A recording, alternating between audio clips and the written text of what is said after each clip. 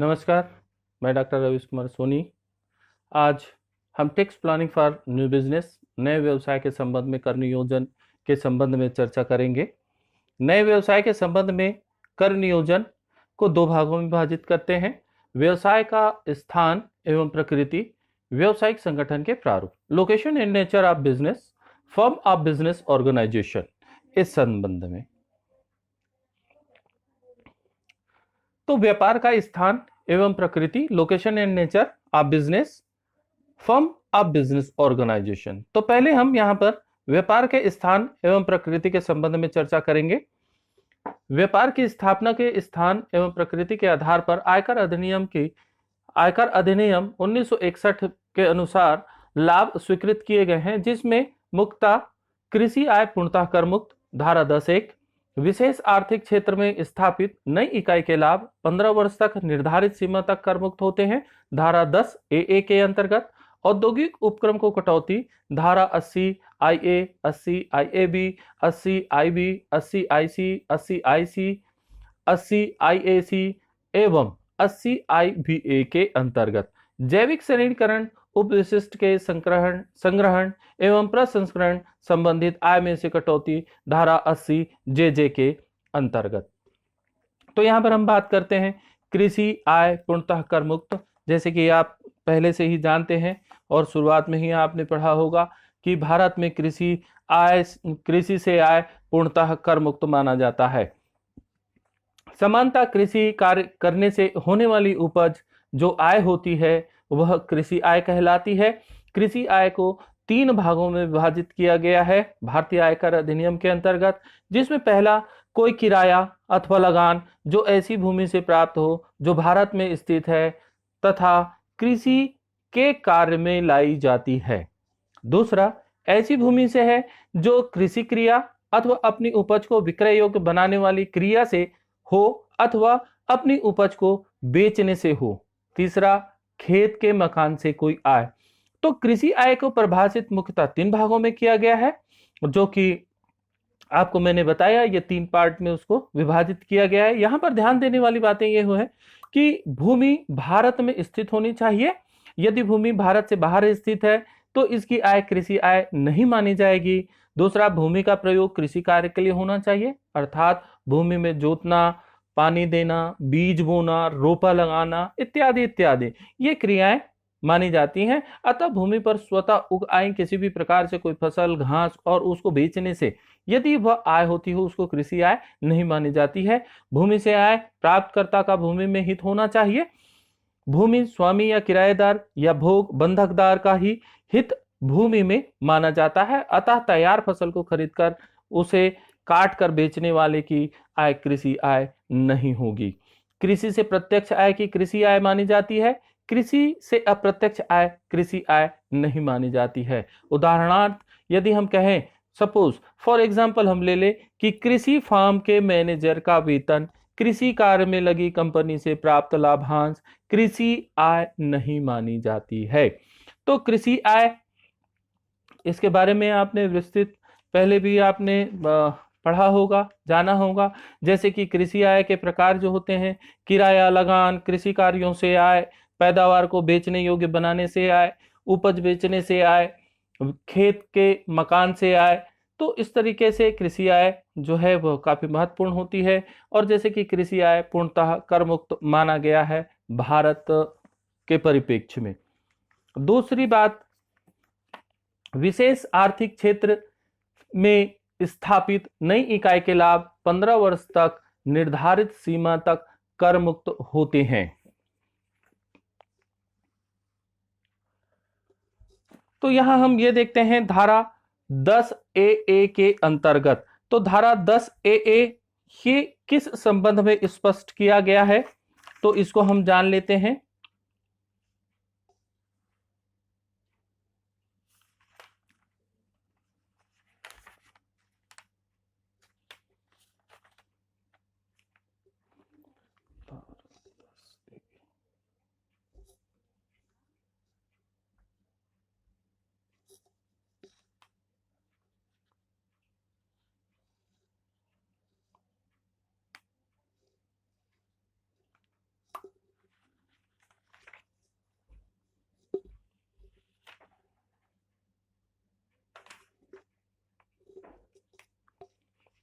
यहां हम देखते हैं विशेष आर्थिक क्षेत्र में स्थापित नई इकाई के लाभ 15 वर्ष तक निर्धारित सीमा तक कर मुक्त होते हैं। भारतीय आयकर अधिनियम की धारा 10 ए। तो यहां पर विशेष आर्थिक क्षेत्र में नई स्थापित इकाई के लाभ के संबंध में इसको परिभाषित किया गया है। Deduction is respect of income of newly establishment unit is special economic zone. तो यहां पर हम देते हैं कि किसको इसमें कटौती मिलती है। कटौती ऐसी इकाई को मिलेगी जो 31/3/2005 के पश्चात परंतु 1/4/2020 से पूर्व किसी विशेष आर्थिक क्षेत्र में कोई कार्य करे अथवा निर्धारित शर्तें पूरा करते हों, जैसे किसी वस्तु या चीज का निर्माण या उत्पादन, सेवाएं प्रदान करने। इसमें कंप्यूटर सॉफ्टवेयर भी शामिल है। इसमें निर्धारित शर्तें जो हैं इसको ध्यान में रखने की आवश्यकता है। यदि किसी पुराने व्यवसाय का विभाजन या पुनर्गठन करके न बनाया गया हो, सिवाय उस उद्यमी के जो धारा 33B में वर्णित हो। उपक्रम के प्लांट एवं मशीनरी के कुल मूल्य का कम से कम 80% भाग नया होना चाहिए। कटौती की मात्रा वस्तुओं, चीजों, कंप्यूटर सॉफ्टवेयर के निर्यात एवं सेवाओं के लाभ के संबंध में कटौती मिलेगी। प्रथम 5 कर निर्धारण वर्ष में लाभ का 100%, अगले 5 कर निर्धारण वर्ष में लाभ का 50%, अगले 5 कर निर्धारण वर्ष में जो उपरोक्त लाभ 50% या राशि जो लाभ हानि खाते में डेबिट की गई है तथा स्पेशल इकोनॉमिक जोन री इन्वेस्टमेंट अलाउंस रिजर्व अकाउंट में क्रेडिट की गई है, जो दोनों में से कम हो को प्राथमिकता होगी। अर्थात धारा 10 ए के अंतर्गत कटौती, इस धारा के अंतर्गत कटौती देने से पूर्व करदाता की कुल आय में से दी जाएगी, परंतु धारा 10 ए के अंतर्गत कुल कटौती कुल आय से अधिक नहीं होगी। यदि किसी विदेश व्यवसाय धारा 35A(D) में वर्णित को धारा 10 ए में किसी भी कर निर्धारण वर्ष में कटौती दी गई है, तो ऐसे विनिर्दिष्ट व्यवसाय को धारा 35A(D) में कटौती नहीं मिलेगी। इसकी उपयोग की संचय या संचय का उपयोग, तो जिस गत वर्ष में कोई राशि संचय खाते में अंतरित की गई है, उससे अगले 3 वर्ष के अंदर इस राशि से अपने व्यापार के लिए कोई प्लांट या मशीन प्राप्त कर काम में ले लेनी चाहिए। जब तक प्लांट या मशीन प्राप्त न किए जाएं, तब तक यह राशि उसे अपने व्यापार में ही प्रयोग करनी चाहिए, परंतु उसे संचय की राशि से लाभांश अथवा लाभ नहीं बांटना चाहिए। यह राशि लाभों के रूप में अथवा कोई संपत्ति भारत के प्राप्त करने के लिए विदेश में भी नहीं भेजी जा सकती है। तो इस धारा के अंतर्गत कुछ अपवाद भी हैं जो कटौती हैं। तो कटौती के अपवाद इसमें यह है कि यदि इकाई ने धारा 10A के अंतर्गत कुछ वर्ष तक कटौती ले ली और अब इस धारा के अंतर्गत कटौती शेष अवधि के लिए ही मिलेगी उसको। दूसरा, यदि इकाई ने विशेष आर्थिक क्षेत्र अधिनियम 2005 के लागू होने से पूर्व ही धारा 10A के अंतर्गत लगातार 10 कर निर्धारण वर्षों तक कटौती ले ली है, तो ऐसी इकाई का इस धारा के अंतर्गत कटौती नहीं मिलेगी। तो कटौती के लाभ की गणना जो है वो कटौती के लिए इकाई का लाभ उसी अनुपात में लिया जाएगा जो निर्यात बिक्री का करदाता की कुल राशि से है। दूसरे हम आते हैं औद्योगिक उपक्रम को कटौती। औद्योगिक उपक्रम को जो कटौती है, इसके संबंध में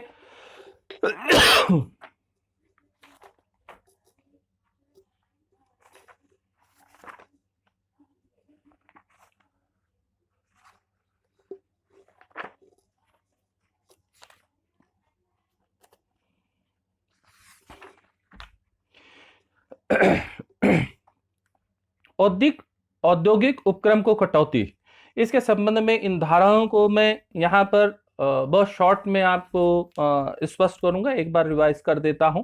औद्योगिक उपक्रम को कटौती धारा 80IA, इसमें सभी करदाताओं के लिए होती है और संरचना विकास उपक्रमों के लाभ के लिए है, और ये 10 कर निर्धारण वर्ष तक 100% है, यानी 100% है। दूसरा 80IAB, ये विकासकर्ता के लिए होता है, यानी कि विशेष आर्थिक क्षेत्र के विकास के लिए लाभ जो इसके लिए विवरण दिए गए हैं, ये 10 कर निर्धारण वर्ष में 100% होगा। 80 आईबी ये सभी करदाताओं पर लागू होते हैं। गैर अवसंरचना विकास उपक्रमों के लिए लाभ, इसमें 80 आईबी को देखना होगा कि 80 आईबी जो है यह किस संबंध में इसकी सर 80 आईबी अवसंरचना विकास उपक्रमों से भिन्न उपक्रमों आदि के लाभ के संबंध में कटौती होती है।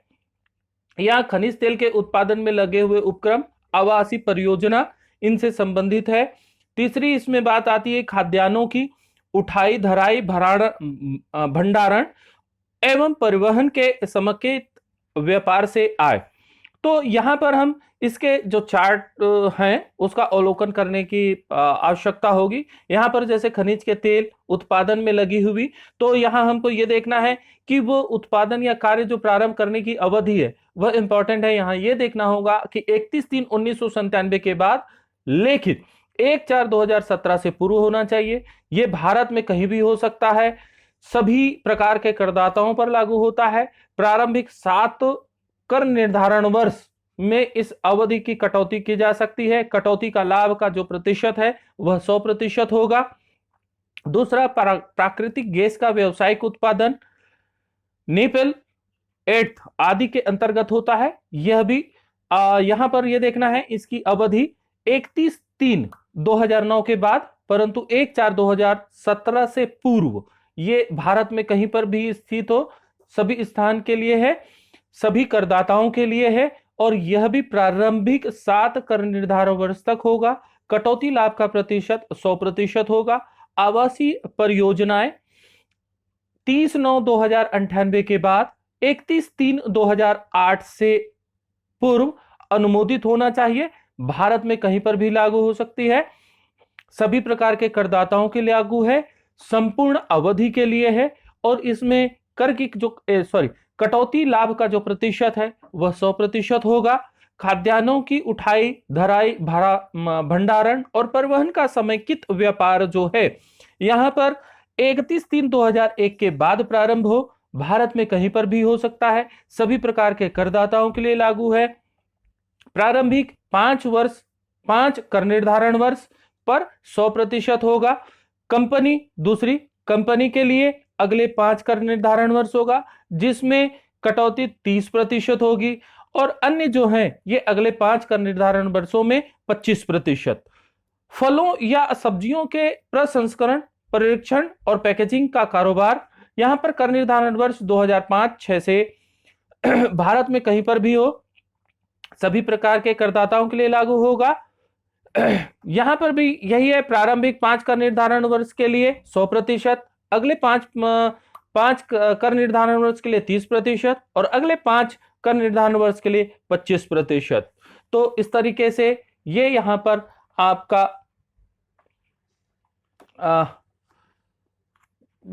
80 आईबी। Next 80 IC. 80 आईसी जो है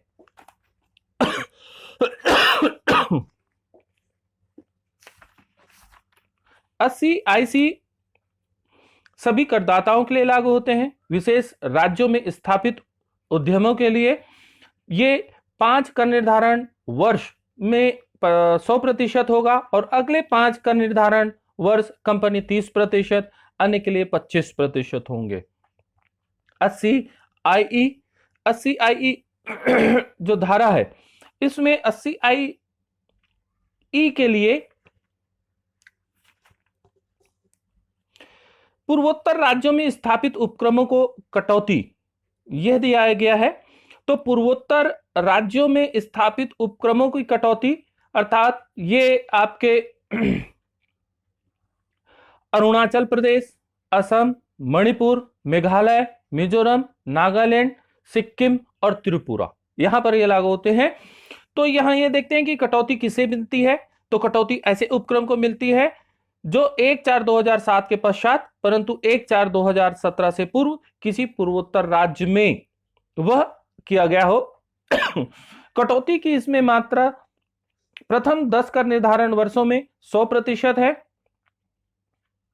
नेक्स्ट 80 IAC, 80 IAC ये कंपनी या सीमित दायित्व वाली साझेदारी के लिए होता है। जिसमें करदाता जो जिस पर लागू है वह कंपनी या सीमित दायित्व वाली साझेदारी। इसमें निर्दिष्ट कारोबार के लाभ शामिल होते हैं।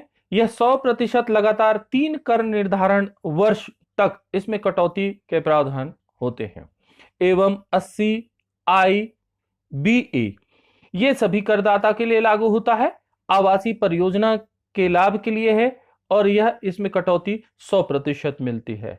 नेक्स्ट हम आते हैं जैव श्रेणीकरण, अपशिष्ट के संग्रहण और प्रसंस्करण संबंधित आय में से कटौती। धारा 80 JJA ये सभी करदाताओं के लिए लागू होता है। नए नियमित कर्मचारियों की नियुक्ति के संबंध में है।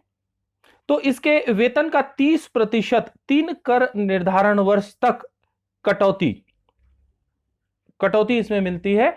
यह है 3 कर निर्धारण वर्षों पर वेतन का 30%। आगे बढ़ते हैं।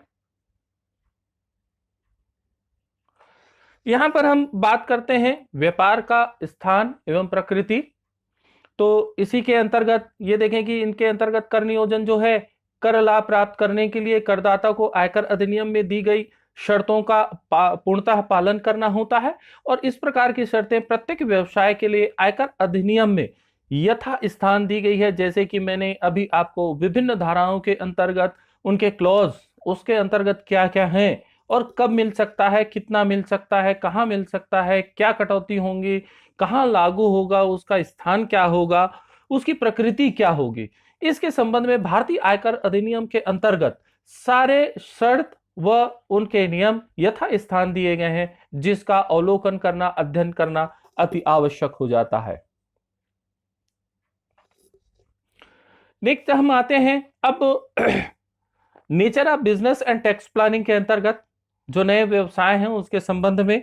तो पहले हम बात करते हैं चाय, कॉफी या रबर उद्योग के लिए कर नियोजन, tax planning for T, coffee और रबर इंडस्ट्री।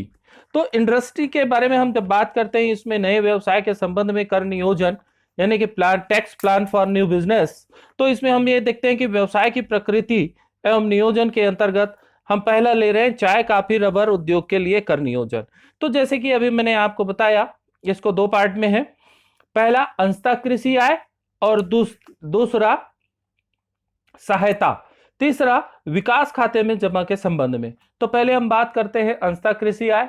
तो अंशतः कृषि आय यानी कि पार्टली, जो आपको मैंने पहले अभी कुछ देर पहले ही मैंने कृषि आय से संबंधित धारा 10 के अंतर्गत आपको मैंने कुछ बातें मैंने बताई, वह यहाँ पर लागू हो जाती हैं, वही है यहाँ पर। उसका आशय, उद्देश्य ये आपको समझने की आवश्यकता है। तो यहां हम ये देखते हैं अंशतः कृषि आय, चाय के उत्पादन एवं निर्माण से आय, कॉफी के उत्पादन एवं निर्माण से आय, रबड़ के उत्पादन और उससे विनिर्मित लेटेक्स या सिनेक्स से आय। तो चाय के उत्पादन एवं निर्माण से आय, भारत में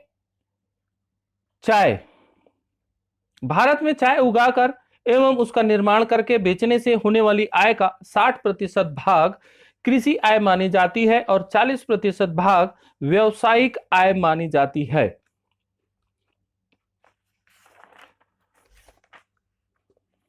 तो अंशतः कृषि आय के अंतर्गत हम ये ले रहे हैं। तो कभी कभी आय जो है, आय मिश्रित होती हैं, जो अंशतः कृषि आय होती हैं तथा अंशतः गैर कृषि व्यापारिक आय होती हैं। तो गैर कृषि आय के अंश की गणना करने के लिए करदाता द्वारा की हुई ऐसी कृषि उपज का बाजार मूल्य जो उसके व्यापार के कच्चे माल के रूप में उपयोग हो, घटा दिया जाएगा, परंतु इस संबंध में कृषि करने का कोई व्यय नहीं घटाया जाएगा।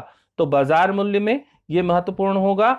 चाय के उत्पादन एवं निर्माण से आय, तो जैसे कि मैंने बताया, भारत में चाय उगाकर एवं उसका निर्माण करके बेचने से होने वाली आय का 60% भाग कृषि आय मानी जाती है और 40% भाग व्यावसायिक आय मानी जाती है।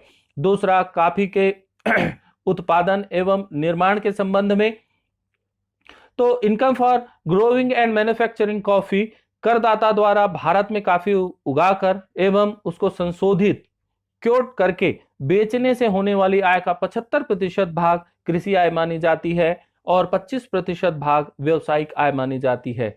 करदाता द्वारा भारत में कॉफी उगाकर उसको संसाधित करके भूनकर एवं पीसकर, चाहे उसमें चौकीदारी या अन्य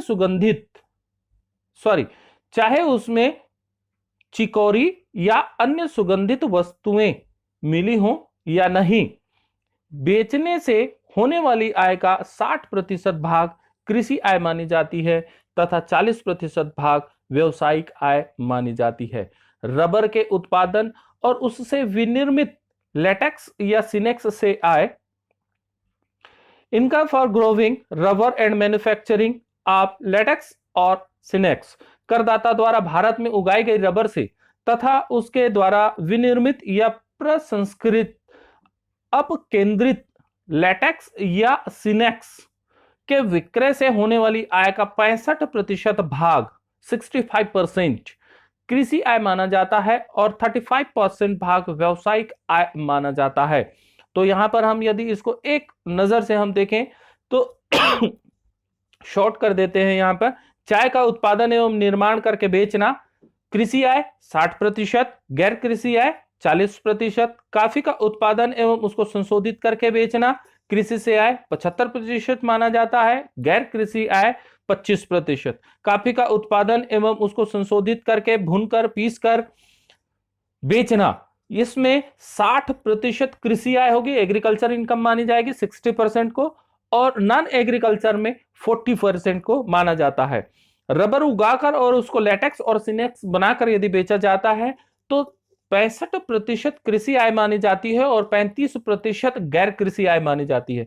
अपने कृषि उत्पाद को अपने उत्पादन हेतु काम में लेना, कृषि उत्पाद के उचित बाजार मूल्य में से खर्चे घटाकर शेष राशि को कृषि आय मानी जाती है, जबकि व्यापार से आय की गणना करने से कृषि उत्पाद का उचित बाजार मूल्य घटाकर शेष राशि को गैर कृषि आय मानी जाती है। दूसरी बात हम करते हैं इसमें सहायता, सब्सिडी। सब्सिडी की बात हम करते हैं तो यहां पर यह देखते हैं कि टी ब्रांड से प्राप्त सहायता धारा 1030 के अंतर्गत, तो भारतीय आयकर अधिनियम की धारा 1030 इसमें इसको परिभाषित किया गया है। टी ब्रांड से प्राप्त आय, भारत में चाय का उत्पादन तथा निर्माण करने वाले करदाता को टी ब्रांड या इसके माध्यम से निम्न कार्यों के लिए जो राशि प्राप्त होती है वह कर मुक्त माना जाता है। भारतीय आयकर अधिनियम की धारा 1030 के अंतर्गत, जैसे चाय के पौधों का दोबारा लगाने अथवा उसकी नवीनीकरण करने अथवा चाय की खेती की भूमि के नवीनीकरण या समेकन करने के लिए, इस छूट को प्राप्त करने के लिए करदाता को अपनी आय के विवरण के साथ टी ब्रांड का सहायता राशि प्रमाण पत्र भी दाखिल करना होता है, तभी उसको सब्सिडी इसमें मिल पाती है। दूसरा, पौधे लगाने वालों को प्राप्त सहायता, तो पौधे लगाने वालों को प्राप्त सहायता धारा 1031 के अंतर्गत इसको परिभाषित की गई है। भारतीय आयकर अधिनियम की धारा 1031 रबर या कॉफी का भारत में उत्पादन तथा निर्माण करने वाले करदाता को विभिन्न कार्य के लिए रबर बोर्ड या कॉफी बोर्ड से यदि कोई आर्थिक सहायता प्राप्त हो तो ऐसी राशि कर मुक्त होती है। इसमें है उपयुक्त प्रकार के पौधे पुनः लगाने तथा उसको पुनर्स्थापित करने हेतु या इन वस्तुओं की खेती के लिए प्रयोग होने वाली भूमि के नवीनीकरण या समेकन करने हेतु। तो ये आपके धारा 1031 के अंतर्गत इसको परिभाषित की गई है। विकास खाते में जमा के संबंध में कटौती धारा 33AB के अंतर्गत इसको परिभाषित किया गया है। 33AB के अंतर्गत हम देखते हैं कि चाय विकास खाता एवं रबर विकास खाता, यह इससे संबंधित है। तो जो करदाता भारत में चाय, काफी या रबर उगाते एवं निर्मित करते हैं, उन्हें कटौती स्वीकृत होती है।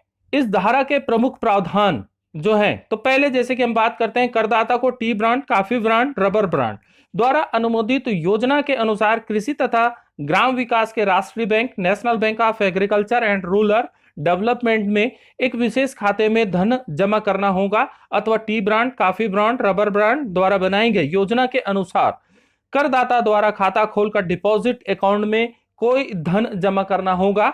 दूसरा, यह धन गत वर्ष की सप्ताह के बाद, यह धन गत वर्ष की समाप्ति के बाद 6 माह के अंदर अथवा आय का विवरण दाखिल करने से पूर्व जो भी अवधि पहले सप्ताह होती है जमा करना होता है। नेक्स्ट, ऐसी व्यापार के कर योग्य लाभ की गणना करने से जब इस जमा राशि के संबंध में निम्न में से जो कम हो वह कटौती स्वीकार होगी जमा की गई धनराशि के बराबर, ऐसे व्यापार के लाभ के 40% के बराबर। तो उपयोग में हम ये देखते हैं, ऐसे व्यापार के लाभ के 40% के बराबर के लिए लाभ से आशय व्यापार अथवा पैसे के लाभ के शीर्षक में उपयुक्त व्यापार के गणना किए गए ऐसे कर योग्य लाभ से है जिसमें से इस धारा के अंतर्गत कटौती तथा आय लाई गई व्यापारिक हानि ना घटी हुई हो। तो ये आपके भारतीय आयकर अधिनियम की धारा 33A(b). नेक्स्ट हम आते हैं दूसरे उसमें, टैक्स प्लानिंग फॉर हॉस्पिटल, पूंजीगत व्ययों के संबंध में कटौती। अस्पतालों के लिए कर नियोजन जो है, इसमें पूंजीगत व्ययों के संबंध में कटौती को परिभाषित किया गया है भारतीय आयकर अधिनियम की धारा 35A(d) के अंतर्गत। यहां हम 35A(d) के अंतर्गत समझेंगे कि पूंजीगत व्यय के संबंध में क्या प्रावधान दिए गए हैं। कटौती जो है कटौतियां, विभिन्न कटौतियां दी गई हैं। तो 35A(d) ये भारतीय आयकर अधिनियम में इसको परिभाषित की गई है। विनिर्दिष्ट व्यवसाय पर व्यय के संबंध में कटौती को यहां परिभाषित किया गया है। यदि करदाता ने गत वर्ष में विनिर्दिष्ट व्यवसाय के संबंध में पूंजीगत व्यय, भूमि, ख्याति एवं वित्तीय प्रलेख, फाइनेंशियल इंस्ट्रूमेंट पर व्यय छोड़कर किया गया है, तो उसे इसकी पूर्ण कटौती मिलेगी। ऐसी पूंजीगत व्यय जिसके संबंध में किसी व्यक्ति को किसी एक दिन में किसी बैंक पर आधारित किसी खाते में दे चेक या खाते में दे बैंक ड्राफ्ट या किसी बैंक खाते के माध्यम से इलेक्ट्रॉनिक प्रणाली का उपयोग करके भुगतान करने से भिन्न ऐसा कोई भुगतान या कुल भुगतान किया जाता है जो 10,000 रुपए से अधिक है, तो इसकी कटौती नहीं मिलेगी।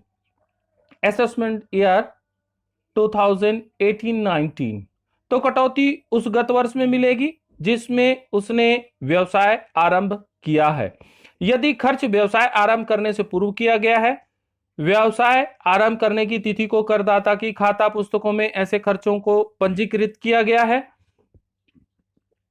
किसी शीत श्रृंखला सुविधा, कोल्ड चेन फैसिलिटी की स्थापना या प्रचलन, कृषि उत्पाद के भंडारण के लिए भंडार सुविधा की स्थापना, तो कर निर्धारण वर्ष 2011-12, कर निर्धारण वर्ष 12-13, कर निर्धारण वर्ष 13-14, कर निर्धारण वर्ष 15-16, कर निर्धारण वर्ष 18-19।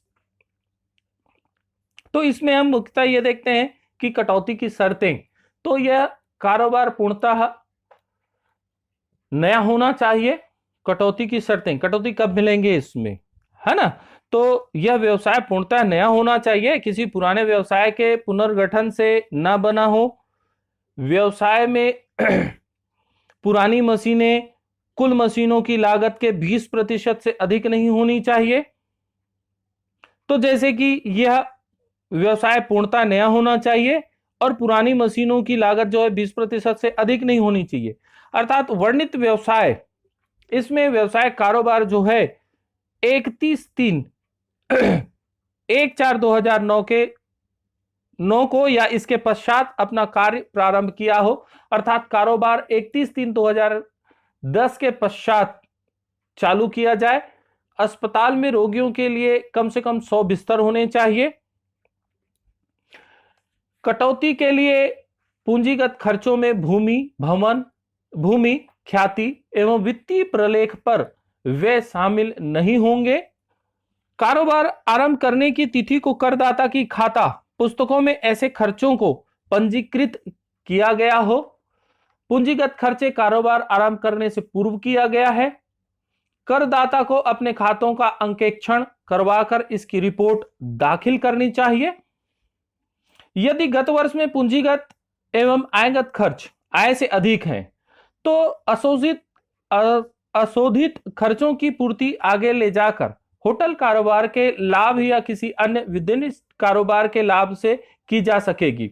ऐसी संपत्ति जिसके संबंध में धारा 35 AD के अंतर्गत कटौती ली गई है, उस गत वर्ष से जिसमें संपत्ति ली गई है या उसका निर्माण किया गया है, 8 वर्ष तक विनिर्दिष्ट कारोबार के लिए ही काम में ली जाएगी। यदि संपत्ति उपरोक्त वर्णित अवधि एवं निर्दिष्ट कारोबार के लिए काम में नहीं लिया जाए,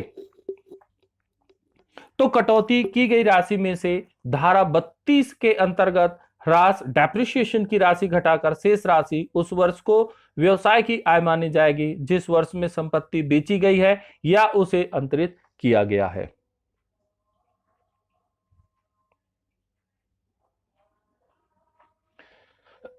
नेक्स्ट, होटल के लिए कर नियोजन में हम दूसरी बात आती है कि पूर्वोत्तर राज्यों में स्थापित हो। पूर्वोत्तर राज्यों में स्थापित कहने का तात्पर्य यह है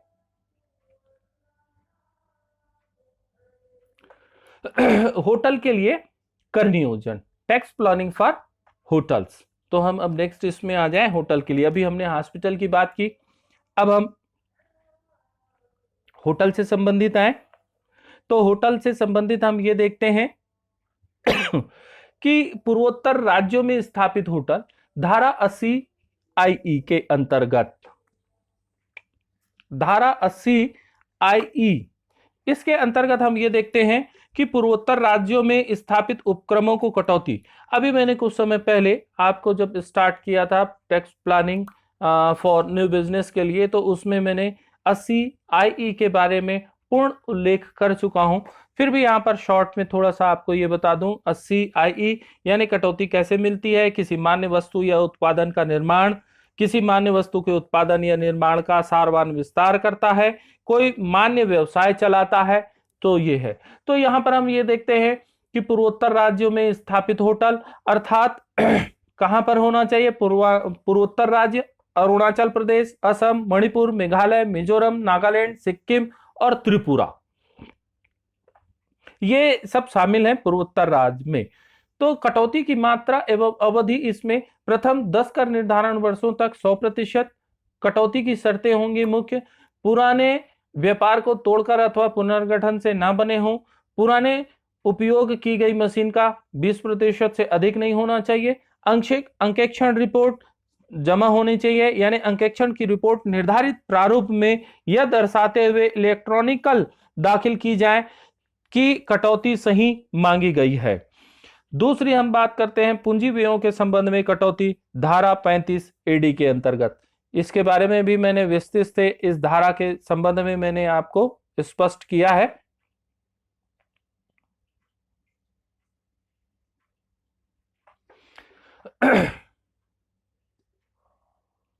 तो पूंजीगत व्यय के संबंध में जो कटौती है, पूंजीगत व्ययों के संबंध में कटौती धारा 35 AD के अंतर्गत, ये पूर्व में ही मैंने पूरा विस्तृत किया है, लेकिन फिर भी यहां पर थोड़ा सा आपको अपडेट कर देता हूं। यदि करदाता भारत में कहीं भी 2 सितारा 2 स्टार या इससे उच्च वर्ग के नए होटल 2 स्टार 3 स्टार 1 स्टार जो है तो होटल का निर्माण या प्रचलन करता है, तो उसे इस संबंध में पूंजीगत व्ययों की कटौती मिलेगी। यदि करदाता उपयुक्त वर्णित होटल का स्वामी है, जैसे कि आपको बताया कि भाई 2 स्टार 3 स्टार 1 स्टार जो है, तो यदि इससे वर्णित उसका ऑनर है, और वह होटल प्रचालन का अधिकार किसी अन्य व्यक्ति को अंतरित कर देता है तो भी उसे उपरोक्त कटौती मिलेगी। कटौती की शर्तें वही होंगी कि यह कारोबार पूर्णतः नया होना चाहिए, कारोबार 31/3/2010 के पश्चात चालू किया गया होना चाहिए, पूंजीगत खर्चा कारोबार आरंभ करने से पूर्व किया गया हो, कारोबार आरंभ करने की तिथि को करदाता की खाता पुस्तकों में ऐसे खर्चों को पंजीकृत किया गया हो। तो इस तरीके से होटल के लिए कर नियोजन जो है वह महत्वपूर्ण है। इसमें कटौती के लिए पूंजीगत खर्चों में भूमि, ख्याति या वित्तीय प्रलेख या व्यय शामिल होते हैं। करदाता को अपने खातों का अंकेक्षण करवाकर इसकी रिपोर्ट इलेक्ट्रॉनिकली दाखिल करनी होती है। ऐसी संपत्ति जिसके संबंध में धारा 35 एडी के अंतर्गत कटौती ली गई है, उस गत वर्ष में जिसमें संपत्ति ली गई है या उसका निर्माण किया गया है, 8 वर्ष तक कारोबार के लिए ही काम में लानी जानी चाहिए। आगे बढ़ते हैं।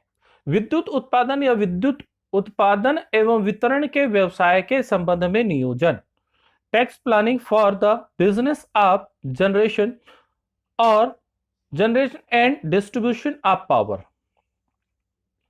तो यहां हम देखते हैं डेप्रिसिएशन, भारतीय आयकर अधिनियम की धारा 32 जिसका अवलोकन करने की यहां पर आवश्यकता है। यदि कोई औद्योगिक उपक्रम विद्युत उत्पादन एवं वितरण में लगा है तो उसकी संपत्तियों की वास्तविक लागत पर निर्धारित दरों से या संपत्ति के खंड के अपलिखित मूल्य पर निर्धारित दरों से ह्रास लिया जा सकता है। तो उपयुक्त जो विकल्प है उसमें से जो विकल्प एक बार चुन लिया जाएगा वह अंतिम होगा और उसी आधार पर अगले वर्षों में ह्रास मिलेगी। जब ह्रास अवक्षण वास्तविक लागत के आधार पर लिया जाता है तो सभी वर्षों में अवक्षण का भार समान रहता है। इसके विपरीत संपत्तियों के खंड के अपलिखित मूल्य पर अवक्षण की राशि शुरू के वर्षों में अधिक होती है और यह राशि प्रतिवर्ष कम होती चली जाती है। तो अतिक अवक्षण लागत की 20% की कटौती ऐसे करदाता को मिलेगी जो विद्युत उत्पादन, पारेषण या विद्युत वितरण में लगा है, यानी कि डिस्ट्रीब्यूशन ऑफ पावर में लगा हुआ है। दूसरी बात, सकल कुल आय में से कटौती। तो धारा भारतीय आयकर अधिनियम की धारा 80 IA 4 इसमें स्पष्ट किया गया है। 31/3/1993 के पश्चात परंतु 1/4/2017 से पूर्व विद्युत का उत्पादन, 31/3/1993 के पश्चात परंतु 1/4/2017 से पूर्व नई पारेषण या वितरण लाइनों का नेटवर्किंग, यानी कि नेटवर्किंग वगैरह बिछा लिया गया हो, डिस्ट्रीब्यूशन किया गया हो, है ना। 31/3/2004 के पश्चात परंतु 1/4/2017 से पूर्व विद्यमान पारेषण या वितरण लाइनों का नेटवर्किंग। तो यहां पर यह बहुत ही महत्वपूर्ण हो जाता है। यहां पर यह स्पष्ट कर दें कि जो सारभूत नवीनीकरण है और आधुनिकीकरण से तात्पर्य पारेषण या वितरण लाइनों के नेटवर्किंग, डिस्ट्रीब्यूशन ऑफ पावर। इसमें नेटवर्क में प्लांट एवं मशीनरी की 1/4/2004 को इनके पुस्त मूल्य में कम से कम 50% तक की वृद्धि होनी चाहिए तो उसे कटौती मिलेगी। जैसे कि ऊपर मैंने बताया कि 31/3/1999 के पश्चात और 1/4/2017 से पूर्व, तो यहां पर इसके अंतर्गत कटौती नई लाइनों को बिछाने से होने वाले लाभों के संबंध में दी जाएगी। कटौती की मात्रा एवं अवधि कितनी होनी चाहिए कटौती, तो ऐसे लाभों का 100% लगातार 10 कर निर्धारण वर्षों तक के मिलेगी। कटौती का विकल्प जो है यह करदाता जब यह कार्य प्रारंभ करता है उसके प्रथम 15 कर निर्धारण वर्ष के अंदर कोई भी लगातार 10 कर निर्धारण वर्ष तक के कटौती की वह मांग कर सकता है। कटौतियों के लिए उसकी शर्तें वही होंगी, यह कि पुराने व्यापार को तोड़कर नया पुनर्गठन नहीं किया गया हो, यह पहले से प्रयोग होती हुई किसी मशीन या प्लांट को नए व्यापार को हस्तांतरित ना किया गया हो। तो इन तरीके की शर्तों को विद्युत बोर्ड, राज्य विद्युत बोर्ड के द्वारा पूर्व में प्रयुक्त मशीन या प्लांट के अंतरण के संबंध में लागू नहीं होगा। नेक्स्ट, प्राकृतिक गैस के व्यवसाय के लिए कर नियोजन। प्राकृतिक गैस के लिए तो जैसे कि भारत में प्राकृतिक गैस के पूर्वेक्षण, निष्कर्षण अथवा उत्पादन की आय में से कटौती भारतीय आयकर अधिनियम की धारा 33A(b)(a) के अंतर्गत यदि करदाता भारत में प्राकृतिक गैस के पूर्वेक्षण, निष्कर्षण अथवा उत्पादन के व्यवसाय में लगा है और वह गत वर्ष की समाप्ति से पूर्व भारतीय स्टेट बैंक में खोले गए विशेष खाते अथवा स्थल पुनर्स्थापना कोष में राशि जमा करता है, तो उसे जमा की गई राशि अथवा इस व्यवसाय का लाभ का 20% जो दोनों में कम हो कटौती मिलेगी, बशर्ते केंद्र सरकार ने इस करदाता से अनुबंध किया है, करदाता अपने इस व्यवसाय के खातों का अंकेक्षण कराए और इसकी रिपोर्ट दाखिल करे, इस कोष से राशि निर्धारित कार्यों के लिए ही आहरित की गई हो, यानी कि उसको आहरण किया गया हो, यानी निकाला गया हो, तो इस कोष से राशि आहरित कर निर्धारित योजना अनुसार व्यय की जाती है।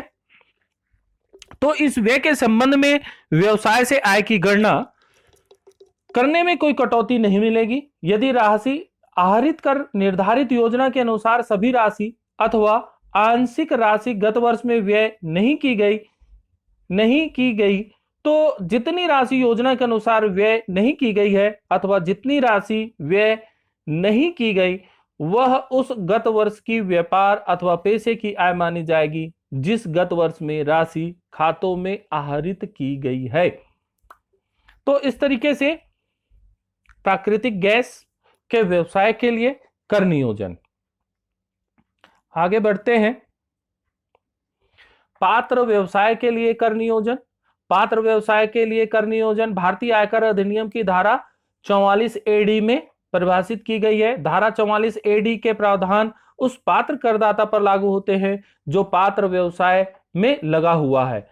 तो ऐसे व्यवसाय से हमारा आशय है कुल आवर्त या सकल प्राप्तियां जो गत वर्ष में यह धारा 139(1) में वर्णित उस गत वर्ष का रिटर्न दाखिल करने की देय तिथि से पूर्व किसी बैंक पर आहरित किसी खाते में देय चेक या खाते में देय बैंक ड्राफ्ट या किसी बैंक खाते के माध्यम से इलेक्ट्रॉनिक प्रणाली से प्राप्त करता है, उसे 6%, उसकी आय 6% मानी जाएगी। गत वर्ष में प्राप्त ऐसी आवर्त या प्राप्तियां जो कि ऊपर वर्णित ढंग से हम प्राप्त नहीं किए हुए हैं से आय 8% मानी जाएगी। यदि करदाता चाहे तो इसमें से आय से अधिक आय घोषित कर सकता है।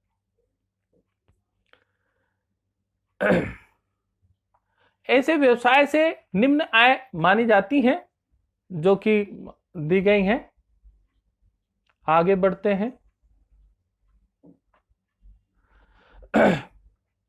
पात्र व्यवसाय के कर नियोजन के लिए माल ढोने के वाहनों को किराए पर अथवा पट्टे पर अथवा स्वयं चलाने के संबंध में कर नियोजन। Tax planning for business of plying hiring and leasing goods carriage धारा 44A(e) के अंतर्गत इसे आपको स्पष्ट रूप से समझना होगा, देखना होगा कि पात्र व्यवसाय के संबंध में जब हम लेते हैं माल ढोने के लिए और एलिजिबल जो हैं, तो धारा 44A(e) के अंतर्गत पोत कंपनियों के लिए कर नियोजन जो है भारतीय आयकर अधिनियम की धारा 115(VA) से 115(VZC) तक इसमें उल्लेख किया गया है। तो आज यहीं तक। थैंक यू, बहुत बहुत धन्यवाद आपको कि जो आपने मुझे सुना। आप वीडियो को देखते हैं, आपको इसमें से कुछ कमियां लगती हैं तो आप जरूर कमेंट बॉक्स में जाएं और उसमें जो भी आपका सजेशंस है वो सजेशन आप दें, उसमें वीडियो को लाइक करें। यदि आपको पसंद नहीं आती या किसी भी प्रकार से कमेंट्स हैं तो नीचे दिए गए कमेंट्स बॉक्स में आप जाकर उसमें कमेंट्स लिखिए ताकि वो कमेंट्स मुझे मिले और आने वाले वीडियो में मैं उन अपडेट को सुधारते हुए आपके लिए अच्छा एक वीडियो पेश कर सकूं। धन्यवाद, नमस्कार।